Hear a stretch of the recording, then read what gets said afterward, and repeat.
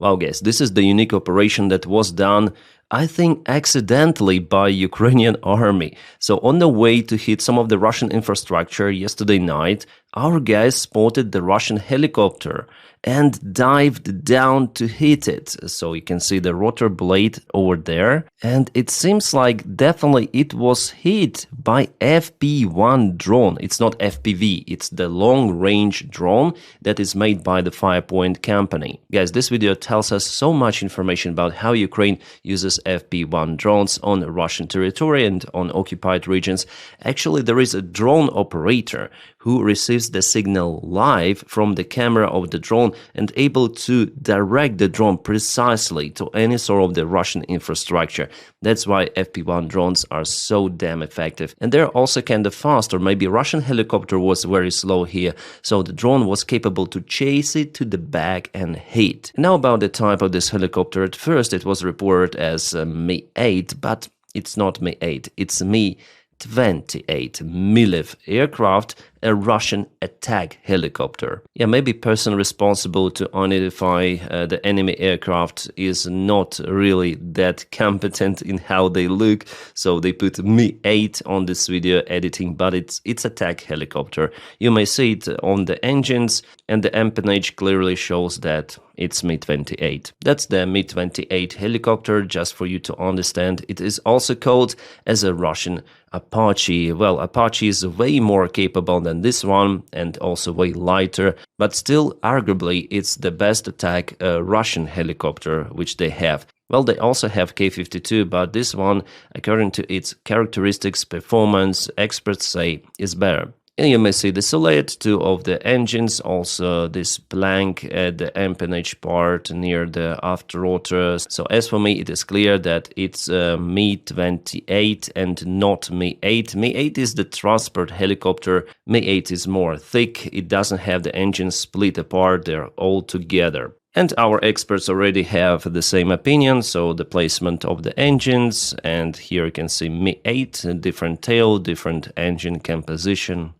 Nice, nice. Well, definitely something unique. Still, I believe that this operation was conducted by chance. Our drone operators were just lucky to spot the Russian helicopter on the way. However, we see that those kind of the strikes even could be planned on the Russian airfield, on Russian aircraft in the air. It's outstanding, yes. And this video was just released. You see FP1 drone is flying to hit Russian helicopter. Actually, in this case, 2 of the FP1 drones spotted helicopter and hopefully chased it. Yeah, I definitely hope this operation was successful, because video cuts just over here. Yeah. But of course, the main task for Ukraine is to hit the Russian military and energy infrastructure. For example, this is the occupied Donetsk. As the locals reported, there was some sort of the military storage that was definitely warmed up this cold autumn night. More blurred images, they hesitate to show us more details, but at first it was the small fire, and later on it became big somehow. And what we have here, guys, is Saratov refinery. This was filmed from Engels' perspective. Engels is the Russian military base, and you may see how many of the fuel or oil tanks are out there. I think after all, fuel tanks, those could be storages for the local refinery facilities or for the airfield itself, and one of the tanks at least got kaboomed. Star Wars. But it seems like it doesn't help that much. Real action, yeah. Stop, stop, they say. Usual day in Russia, yeah. Special military operation goes according to plan. Absolutely. Plus, the last night, Russia lost one more oil refinery in Sызrань. Well, at least it was severely damaged and now on maintenance. My friends, in this video I'm gonna speak about absolutely everything. Frontline updates, the situation with this so-called peace deal, and how Trump is already tacos with that proposal. Plus, we're gonna discuss lots of the other news related to Ukraine, and not only. So bear with me, and just right now, give me a favor. Press your like to this video and subscribe for the channel, because your subscriptions and your likes, they really matter to propel this video in YouTube algorithms. Thank you so much. Let's go. I would continue with the front lines if you don't mind. So here we have the information that Ukraine went on a counterattack from Stepnohirsk. Yeah, Ukraine, in this part of the map, it has some of the losses. You see, kind of far away from the front lines, Ukraine lost one of the vehicles. Yeah, guys, I have to say about the losses too.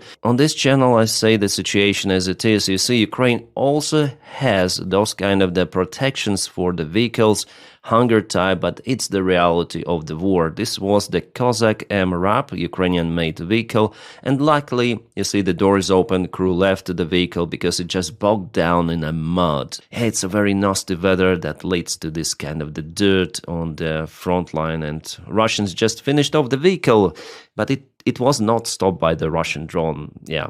That's why right now BMPs, they matter a lot, because those kind of the vehicles with the wheels, they just stuck in the mud, especially with this cage, you know, it just adds extra weight and you can stack with it easily because it's lowering the clearance of the vehicle. So if it wasn't the cage, this vehicle could be okay. But of course with the cage it's way better because it's the physical drone protection. And you know what, sometimes Ukrainians may even finish their own vehicles like that if they're stuck in the gray zone. Well, it wasn't the gray zone in this specific case, that's why it was finished by Russians. Well, nevertheless, there is now an attempt of Ukrainian army to counterattack towards Plavny. Let's zoom out a little, I'm gonna draw you some of the arrows here. So it's something like that. Ukraine tries to cut Russian forces, Russian supplies, and this road. The roads now are very crucial. You saw, yeah, mud, dirt everywhere. That's why the paved roads are matter, and who controls them actually has initiative. I'm not saying about the general advantage initiative from all of the front lines. It is understandable that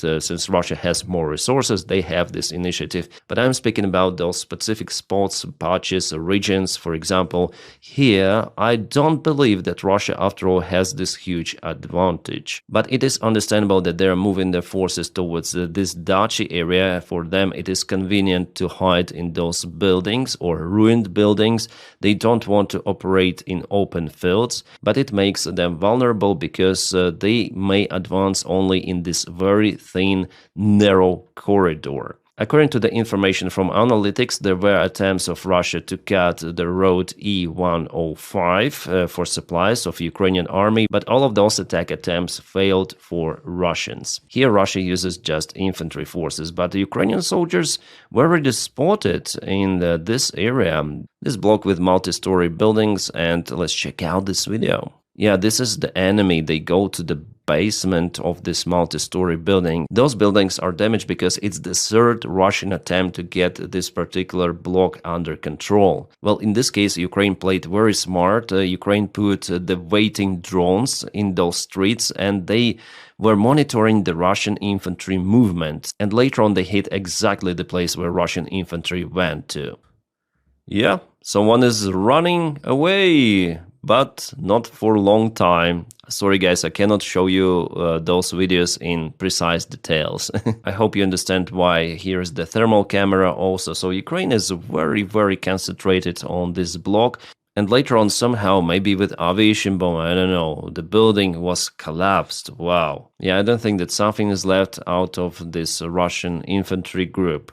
And again, it shows of how many drones are out there on the front lines, how Ukraine operates them elsewhere. And guys, I monitor all of those videos coming from the front lines, and I would say that the Ukrainian drone operators are more capable than the Russian ones. Yeah, Russians also have the Rubicon unit, but it's the only one the same as capable as many of the advanced Ukrainian brigades who continue to operate the same way as Rubicon. Strangely, but now there is the trend of hunting one drone units against the other drone units. For example, the same Russian Rubicon unit has the task to eliminate Ukrainian drone positions. The same goes for Ukrainian drone operators, and they ambushed lots of the Rubicon drone operator positions too, especially in Pokrovsk. Actually, Russians now are careless in Pokrovsk. Their losses skyrocketed because it is the rush for them to occupy Pokrovsk because the task is set by Putin himself. But we see that for the couple of weeks, Pokrovsk still holds. I mean, even Russians recognize it's not entirely occupied, and there is the risk for Mirnograd. Obviously, Ukrainian army is in a very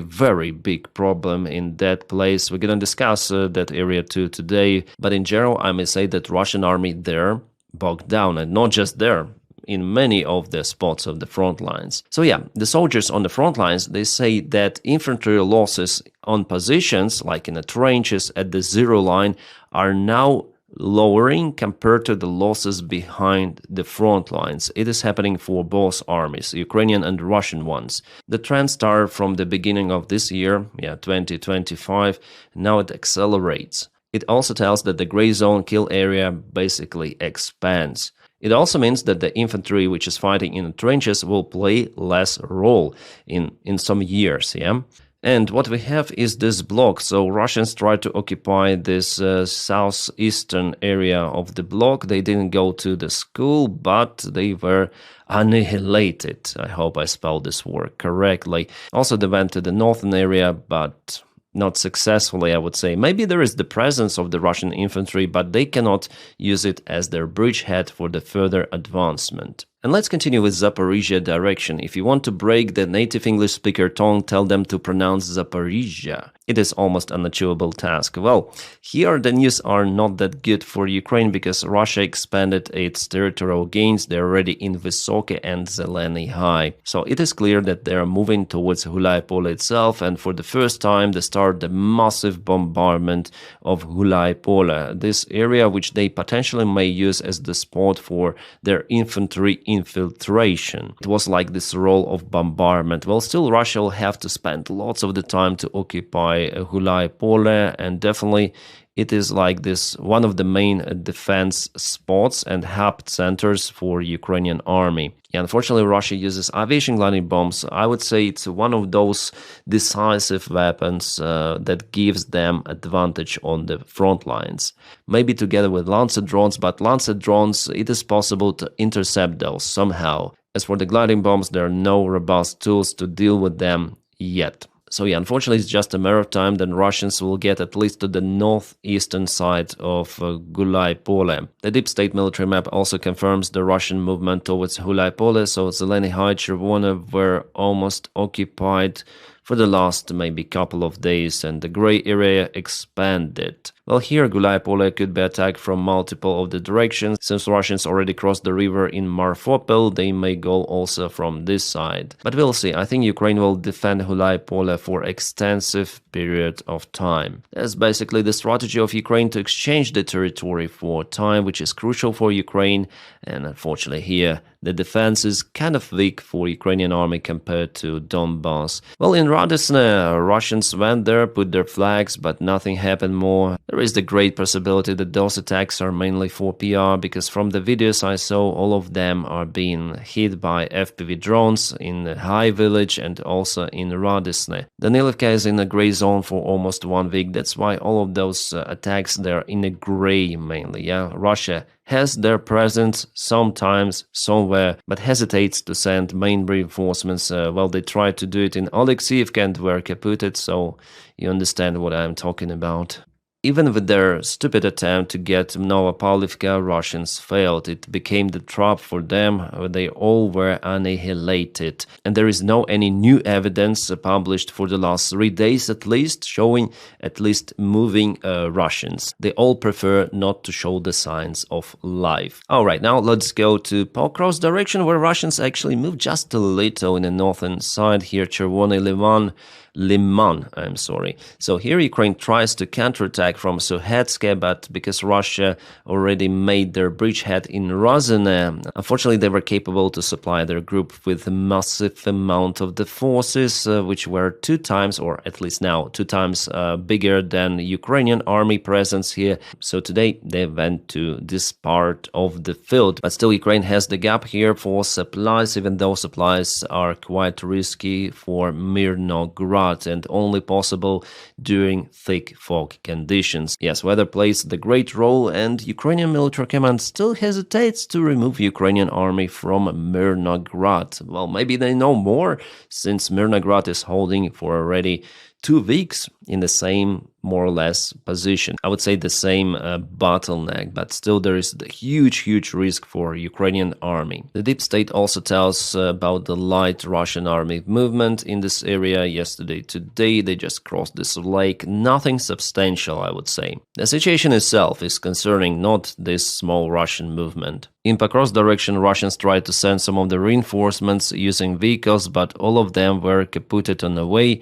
Infantry also was chased, as well as some vehicles. Ukrainian drones sometimes operate very deep. 20 kilometers is the standard of nowadays. Unfortunately, there are also bad news from the front lines. Our guys were captured by Russians in Pokrovsk direction. It happened, and they were unalived right away. This war crime was filmed by drone. Russians are just barbarians. Let's stay on this map for a while. In the northern area here, Russians already moved towards Vladimirovka, almost completely occupying this village. But I don't believe that in a close perspective Russians may regain those territories of Zoloty Kolodets, Kucherov Yar, because Ukraine deployed very capable forces here. They will not let Russians go, especially across this natural obstacle. There's the hill. The higher elevation is always better. Also in Konstantinivka, Russia advanced again with a big gray area towards Ivanopilya, Pleshivka, and towards what? Some sort of the local school, private households. So, the fight's already ongoing in Konstantinivka itself. Russian generals reported to Putin that Konstantinivka is almost fully under their control, but it is not happening like that. I think that the fight for Konstantinivka will go for a very long time, since this area is very defended. I mean, Konstantinivka, Drushkivka, Kramatorsk, which is the big settlement, and Slavyansk. Altogether, it's way bigger than Bakhmut.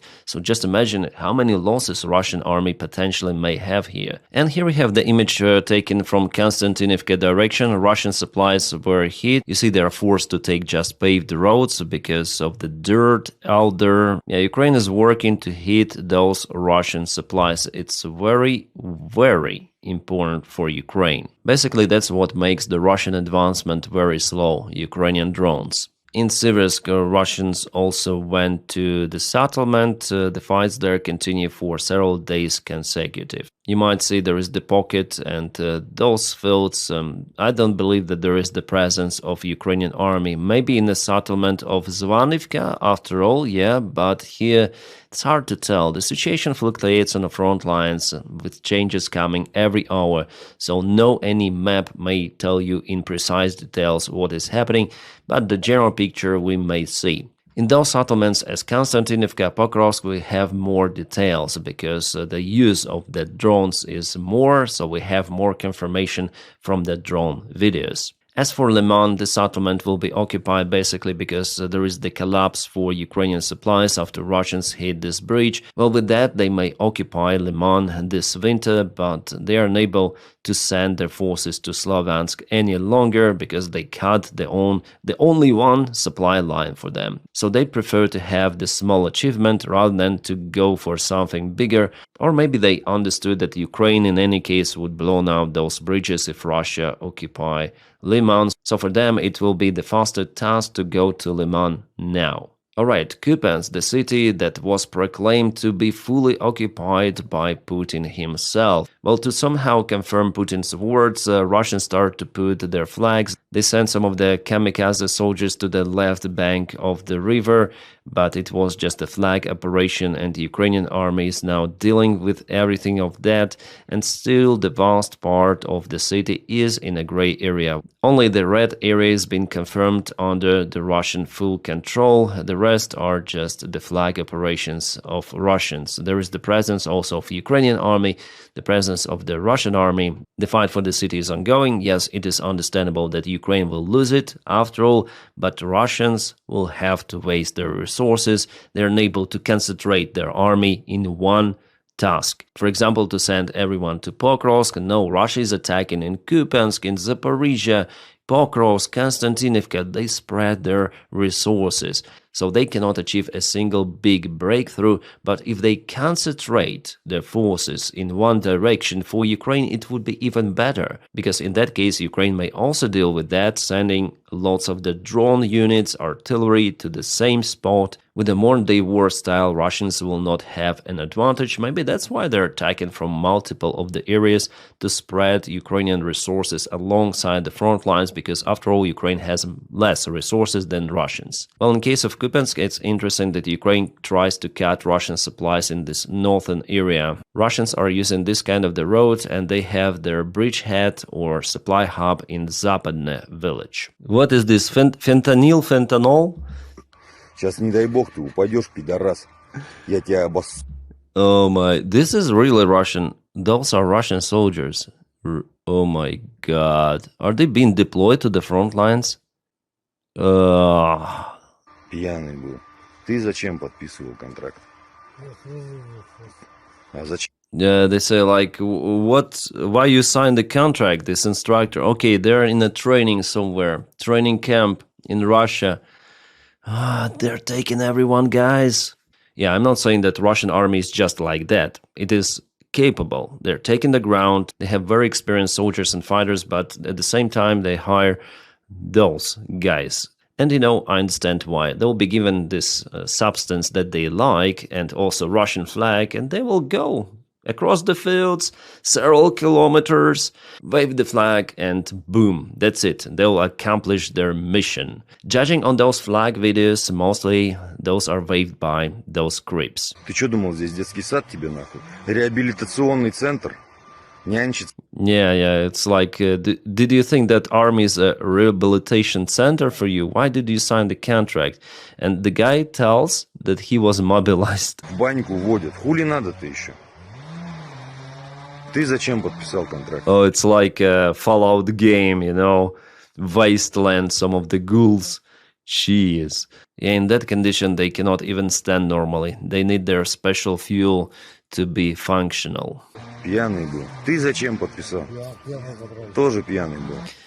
Okay, so the main question is, why did you sign the contract with the Russian army? And all of them replied, I was drunk. And this guy wearing helmet, he said, I was drunk, I was taken. Oh my god. Well, together with those clumsy soldiers, Russians have clumsy cars, which they use. Like, this is the Mad Max. 21st century Mad Max. Who would have thought that those vehicles could be effective?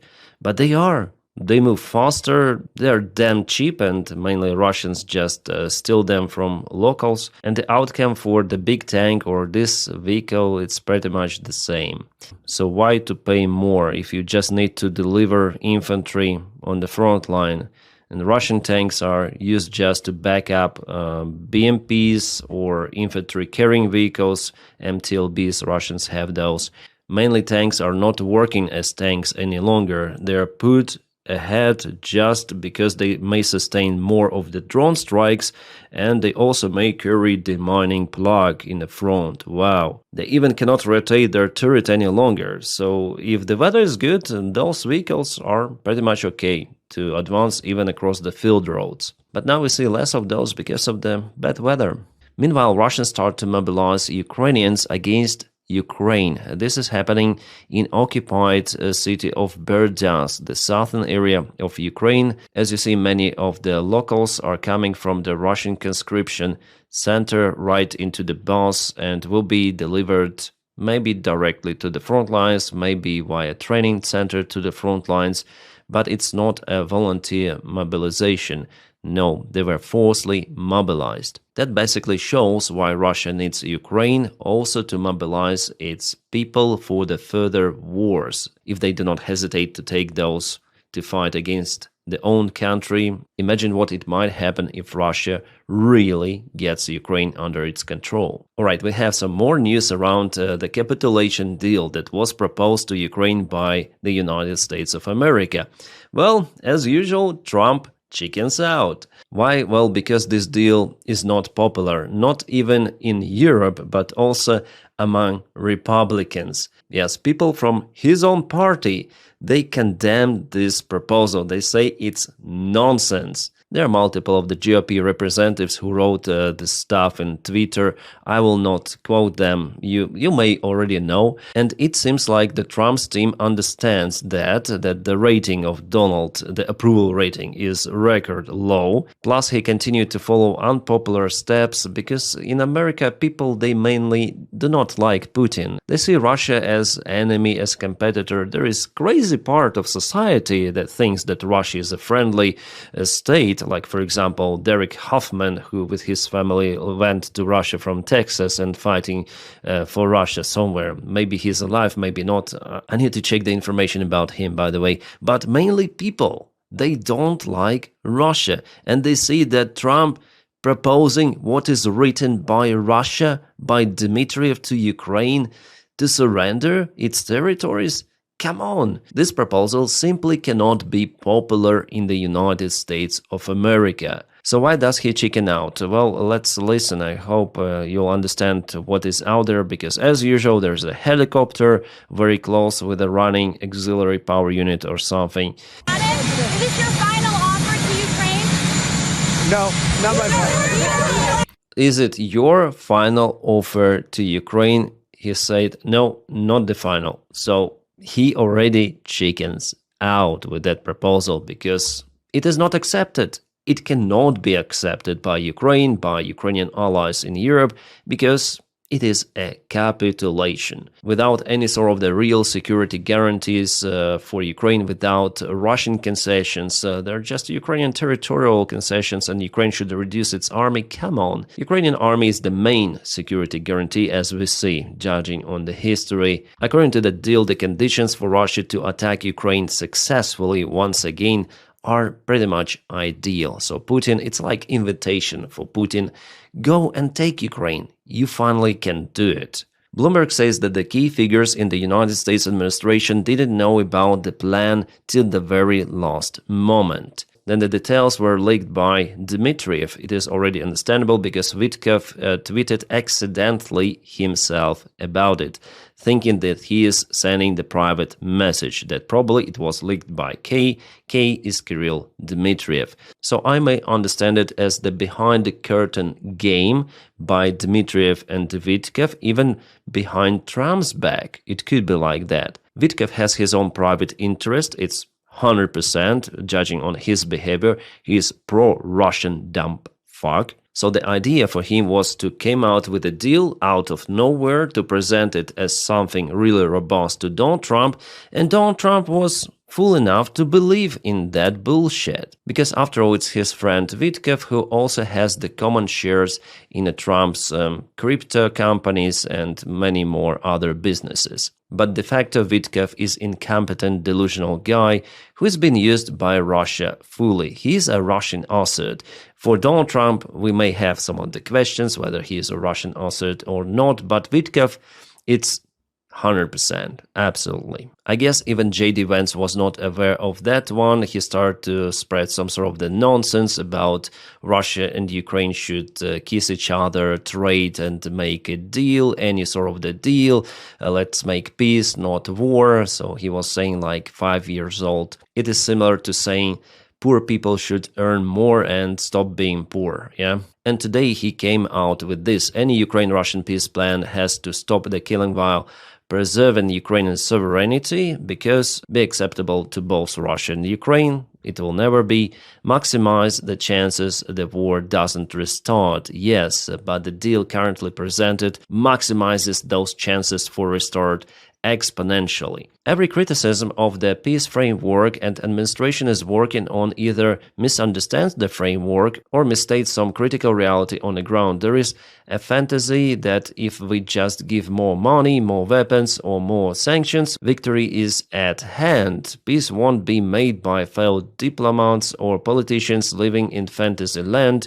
It might be made by smart people living in the real world. And what was proposed is totally definitely not from the real world. What is interesting here that administration, it seems like, still working on something. So from one hand, we have Donald Trump who says, oh, Ukraine should get the deal done, sign the deal till Tuesday, because he believed in that with his full heart, because it was presented by Witkev, his close friend. But then it backfired. They say, oh, maybe we should work on that. Maybe it's some sort of the someone misunderstand the framework or what is happening. Well, peace, peace, peace, kiss, kiss, kiss, something like that. Yeah, from J.D. Vance we heard those kind of the stories. Well, here he is not correct. The sanctions are not working. No, every kind of the pressure on Russia is definitely working. But we see the pressure on victim from the United States of America. A really huge pressure applied on Ukraine. Well, luckily, there are sanctions introduced against Russia, but Ukraine is pushed even more with this peace deal, which will not be accepted. Well, tomorrow in Geneva, there will be talks between Ukraine, United States, and European representatives. Well, they will discuss that bullshit, but Ukraine and the Europeans already stated that they will never ever accept the shrinking of Ukrainian army and for Ukraine to give up its territories just like that. Also, European officials say that it's basically encouragement of Putin for his war crimes. 100%, yes. Only pro-Russian puppets as Orban are satisfied with the deal. They say Ukraine should sign it immediately. We will block all of the support for Ukraine, economical, military. Well, this Jabba Hutt may block everything it wants because, and will not see this ugly face any longer because in a few months he will lose elections in Hungary. Oh boy, she is leaving us, guys. Major Taylor Green, why? Just why? It was so fun with you. Yeah, she says that she resigns on 5th of January and will not run for elections once again. Whew. And Donny, he's just beaten her in the back, saying that she would have no chance of winning. You know, reading Donald Trump, I understand that he's completely out of his mind. He has not dementia, but maybe some other disease, or maybe dementia with something. I understand he's not typing the text directly, but he's telling to some sort of the secretary to fill this. They type all of that from his own words. So how in the same freaking message, the same message, he calls her a traitor with the plummeting polls numbers. Marjorie cooperated with the worst Republicans. Marjorie went bad, but at the same time, I appreciate Marjorie and thank her for her service to our country. How? How is it possible? Traitor? I appreciate traitor? What? That's all about Donny. We should not take those posts or what he says seriously. Because he might change his mind. He's completely out of mind. Yeah, he is not changing his mind because the mind itself is sick. Just recall what Trump was saying and writing about Mamdani, the newly elected mayor of New York. But then they met. Okay, it was a great honor to meet Zoran Mamdani, the new mayor of the New York. They were laughing, they were cheerful, satisfied. That's all about Donald Trump. That's the same with this so-called peace deal. Zelensky doesn't have cards, Ukraine is losing the ground. Then just 1 month ago, Ukraine was not losing the ground that much and Russia is unsuccessful on the front lines and Ukraine is capable to liberate its lands back. It's clinic, guys. You cannot explain Trump's behavior other than to put some sort of the diagnosis here. Well, I'm not the doctor after all, but I'm reviewing Trump so long that maybe I may become the one. But I'm sure that the real doctors, they understand that the roof went completely off a long time ago. So judging on that, what we know about Donny, the peace deal is nothing burger and we'll forget about it in 1 month maximum, maybe 2 weeks. 2 weeks, Donald Trump, and Donny may change his behavior to totally opposite. Yeah, it's Donny, all about Donny. Wow, Ukraine has received those Skynex air defense systems from Rheinmetall, Germany. 4 of them were delivered to Ukraine. They are very effective. Our guys are very satisfied. They could be used to shut down Russian Shaheds and not only. Yeah, they're very, very advanced and powerful. Awesome. Germany, thank you. Some of the news relative to Ukrainian corruption scandal. Oh my god, just look at this face. This is Zuckerman. Oh, Yeah, the Shrek-like face is so honest. Absolutely trusted person to give money. So anyways, Ukraine put the warrant on those guys and now they're in international search. But of course, Israel will never give them back to Ukraine because those are Israeli citizens and it's against Israeli policy or legislation to give their citizens to other countries. So my personal prediction that they will never be prosecuted and they will live their best lives outside Ukraine. Sadly. Yeah, Timur Mindic, who is a long-time friend and partner of Zelensky, and Zuckerman, who also knew Zelensky and they were friends with Mindic. Very terrible, guys, very terrible. Oh my god, what is happening to the Russian economy? Is it shrinking? Could it be like that? The central bank discovered a 10 trillion ruble time bomb on banks' balance sheets. The economic slowdown, escalating sanctions, and sharply rising interest rates have created a time bomb under the Russian banking system, equivalent to 2 annual Moscow budgets. Well, so far it's not that huge. I think 10 trillion Russian economy will still last, but whether it will be capable to pay its soldiers, that's the other story, because the main motivation for Russians to go to Ukraine is money. Even the Russian propaganda shows millions of rubles on billboards, on TV screens. Join army, and you'll be rich. Dead but rich, yeah. So without this motivation, obviously Russia will not be capable to continue its war in Ukraine. It's 100%.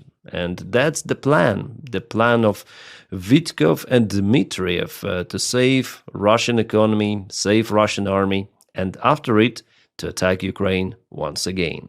But we know that it will not go because Ukraine will not accept it, as well as Ukrainian people. It's not just about Zelensky, it's not about Ukrainian government, not about allies. It's about Ukrainian warriors and Ukrainian people. My friends, thank you for making my job possible with your kind support on Patreon. The link for it is in the video description just below.